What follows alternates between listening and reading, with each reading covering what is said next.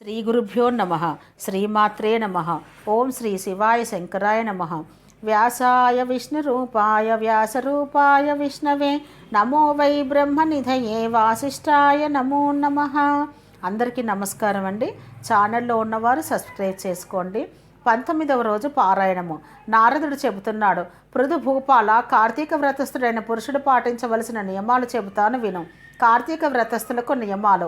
ఈ వ్రతస్థుడు మాంసము, తేనె, రేగుపండ్లు, నల్ల ఆవాలు, ఉన్మాదకాలను భుజించకూడదు. పరాన్న భుక్తి, పరద్రోహం, దేశాటనలు త్యజించాలి. తీర్థయాత్రలు మాత్రం చేయవచ్చు. దేవ బ్రాహ్మ గురురాజులను, స్త్రీలను, గో వ్రతస్థులను దూషించకూడదు. అవిసె నూనెను, నువ్వుల నూనెను, విక్రయాన్నము, నింజవంజచే యుక్త భోజనము, దూషితాహారము విసర్జించాలి. ప్రాణి సంబంధిత మాంసచూర్ణాలను, ఆమ్ల సంబంధిత నిమ్మకాయలు, కొర్రలు వంటి హీనధాన్యాలను, చద్ది అన్నాన్ని స్వీకరించకూడదు. మేక, గేదె, ఆవు వీటి పాలు తప్ప మరే ఇతర ప్రాణుల అమిష సంబంధ క్షీరాలను స్వీకరించకూడదు. బ్రాహ్మణులచే అమ్మబడే రసాలను, భూజాత లవణాలను విసర్జించాలి. రాగి పాత్రలలో ఉంచిన పంచగవ్యం, చిన్న చిన్న గుంటలలో ఉండే కుళ్ళు దైవానికి నివేదింపబడని అన్నం. ఈ 3 మాంసతుల్యాలు చెప్పబడుతున్నాయి కనుక వాటిని విసర్జించాలి. బ్రహ్మచర్యాన్ని, భూశయనాన్ని పాటించాలి. ఆకులలోనే భోజనం చెయ్యాలి. 4వ జామున భుజించడమే శ్రేష్టం. ఈ కార్తీక వ్రతస్థుడు ఒక్క నరక చతుర్దశి నాడు తప్ప తక్కిన దీక్షా దినాలలో తైలాభ్యంగనం చేయకూడదు. విష్ణు వ్రతం చేసేవారు వంకాయ, గుమ్మడికాయ, వాకుడుకాయ, పుచ్చకాయలు విసర్జించాలి.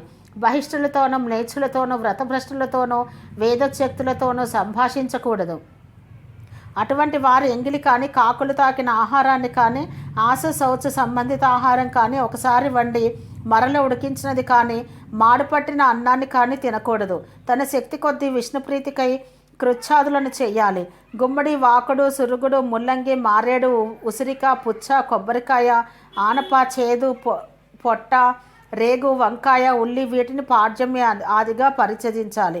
కార్తీక మాసంలో కూడా ఉసిరికాయ తినకూడదు. ఇవే కాక ఇంకా కొన్నింటిని కూడా వర్జించాలి.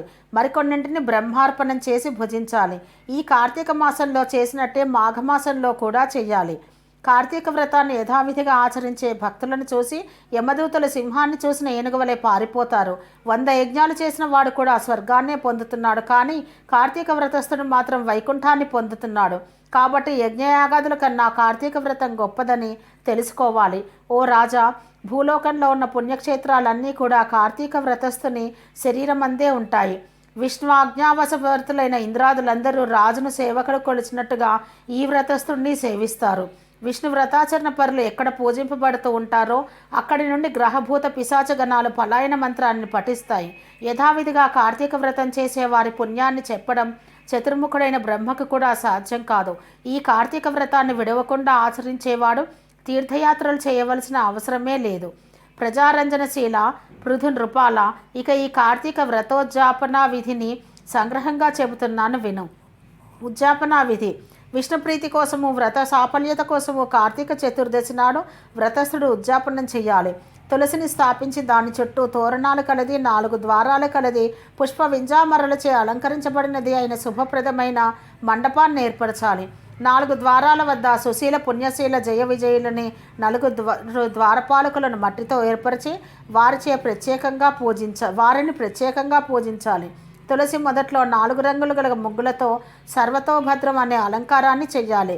దానిపై పంచరత్న సమన్వితము, నారికేల సంయుక్తము అయిన కలశం ప్రతిష్ఠించి శంఖ, చక్ర, గద, పద్మ ధారి, పీతాంబరుడు, లక్ష్మీ సమేతుడు అయిన నారాయణుని పూజించాలి. ఇంద్రాది దేవతలను ఆయా మండలాలలో అర్చించాలి. శ్రీ మహావిష్ణువు ద్వాదశి రోజున నిద్రలేచి త్రయోదశి నాడు దేవతలకు దర్శనమిచ్చి చతుర్దశి నాడు పూజనీయుడై ఉంటాడు కనుక మానవుడు ఆ రోజున నిర్మల చిత్తుడై ఉపవాసం ఉండి విష్ణు పూజను విధి విధానంగా ఆచరించాలి. గురువు ఆజ్ఞ ప్రకారం శ్రీహరిని సువర్ణ రూపమందు ఆవాహన చేసి షోడశోపచారాలతోనూ పూజించి పంచభక్ష భోజ్యాలను నివేదించాలి. గీత వాద్యాది మంగళధ్వనులతో ఆ రాత్రి నుండి సేవించుచు మర్నాడు ప్రాతకాల కృత్యాలు నెరవేర్చుకొని నిత్యక్రియలు ఆచరించాలి. పిదప నిష్కల్మశాంత రంగుడై హోమం చేసి బ్రాహ్మణ సమారాధన చేసి యథాశక్తి దక్షిణలు ఇవ్వాలి. ఈ విధంగా వైకుంఠ చతుర్దశి నాడు ఉపవసించిన వాడు, విష్ణు పూజ చేసిన వాడు తప్పక వైకుంఠాన్నే పొందుతాడు. ఓ బ్రాహ్మణులారా, మీరు సంతోషించుట చేత నేను విష్ణు అనుగ్రహమును పొందెదనుగాక. ఈ వ్రతాచరణ వలన గత 7 జన్మలలోని నా పాపములు నశించునుగాక. నా కోరికలు తీరునుగాక, గోత్రవృద్ధి స్థిరమగునుగాక అని బ్రాహ్మణులను క్షమాపణ కోరాలి. వారి చేత తథాస్తు అని దీవింపబడి దేవతోద్వాసనలు చెప్పి బంగారపు కొమ్ములతో అలంకరించబడిన గోవును గురువుకు దానం ఇవ్వాలి. అటు తర్వాత సజ్జనులతో కూడిన వాడే భోజనాదులు పూర్తి చేసుకోవాలి. 19వ రోజు పారాయణము సంపూర్ణము. ఓం సహనావవతు సహనో భునత్తు సహ వీర్యం కరవావహై తేజస్వినావధీతమస్తు మా విద్విషావహై. ఓం శాంతి శాంతి శాంతి.